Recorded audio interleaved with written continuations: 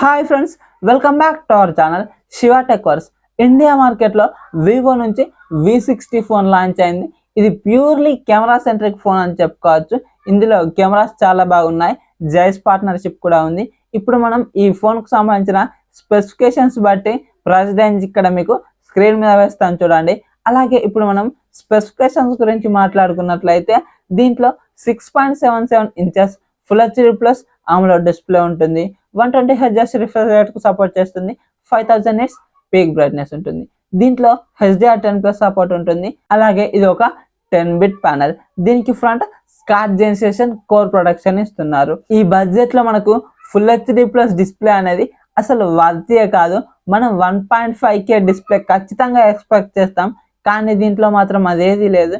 అదేవిధంగా Snapdragon 7 Gen 4 processor ఇస్తున్నారు. దీనికి 2.8 GHz క్లాక్ స్పీడ్ ఉంటుంది. ఈ ప్రాసెసర్ ని మనం అండర్ 30,000 బడ్జెట్ లో చూస్తుంటాం, కానీ వీళ్ళు ఇదే ప్రాసెసర్ ఉన్న ఈ ఫోన్ ని 37,000కు లాంచ్ చేశారు. దీంట్లో LPDDR4X RAM UFS 2.2కి సంబంధించినటువంటి స్టోరేజ్ వేరియంట్ ఇచ్చారు. ఈ LPDDR4X UFS 2.2కి సంబంధించినటువంటి స్టోరేజ్ ఉన్న ఫోన్లన్నీ మనకు 10,000 బడ్జెట్ లోనే వస్తున్నాయి, కానీ వీళ్ళు 37,000. హై అండ్ వేరియంట్ కి అయితే 41,000 ఉంది. ఈ 40,000లో అసలు ఈ LPDDR4X UFS 2.2 ఏందో. మనకు ఈ 25K బడ్జెట్ లోనే LPDDR5X UFS 3.1 స్టోరేజ్ వేరియంట్ ఇస్తున్నారు, కానీ వీళ్ళు 37,000 పెట్టి కూడా LPDDR4X UFS 2.2కి సంబంధించినటువంటి స్టోరేజ్ వేరియంట్ నే ఇచ్చారు. అలాగే 50 మెగాపిక్సెల్ మెయిన్ కెమెరా, ఇది సోనీ IMX766 సెన్సార్ ఉంటుంది. దీనికి ఆప్టికల్ ఇమేజ్ స్టెబిలైజేషన్ ఉంటుంది. ఇది కొద్దిగా పాత సెన్సారే అని చెప్పుకోవచ్చు. అలాగే దీంట్లో 50 మెగాపిక్సెల్ టెలిఫోటో లెన్స్ ఉంటుంది. దీనికి కూడా ఆప్టికల్ ఇమేజ్ స్టెబిలైజేషన్ ఉంటుంది. ఇది సోనీ IMX882 సెన్సార్. ఇది చాలా మంచి సెన్సార్, మనకు మంచి ఫొటోస్ అయితే క్యాప్చర్ చేస్తుంది. అలాగే 8 megapixel ultra wide angle camera ఉంటుంది. అలాగే ఫ్రంట్ 50 మెగాపిక్సెల్ సెల్ఫీ కెమెరా ఉంటుంది. దీంట్లో both rare and front 4K 30 FPS లోనే వీడియోస్ రికార్డ్ చేసుకోవచ్చు. మనం ఈ బడ్జెట్ లో 4K 60 FPS both rare and front expect చేస్తాం, కానీ వీళ్ళు 4K 30 FPS మాత్రమే ఇచ్చారు.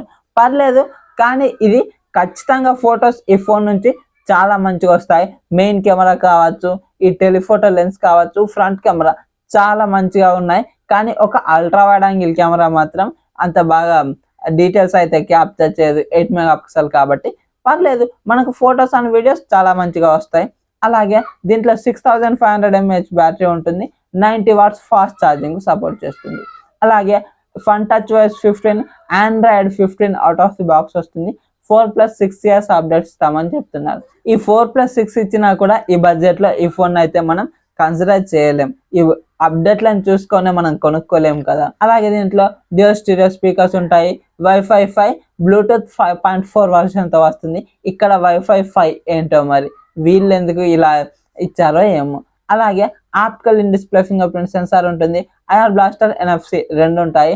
అలాగే దీంట్లో IP68 అండ్ IP69 2 రేటింగ్స్ ఉంటాయి.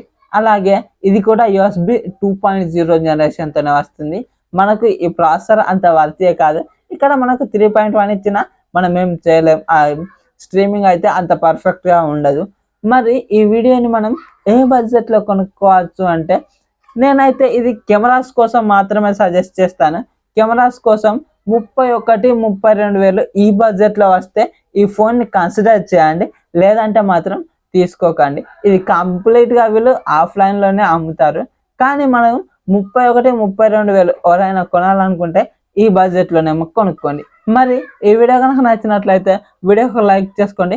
అలాగే మన ఛానల్ని సబ్స్క్రైబ్ చేసుకోండి, సో దట్ నేను వీడియోస్ పెట్టగానే మీకు నోటిఫికేషన్ రూపంలో వస్తూ ఉంటుంది. Thank you so much for watching and by by now.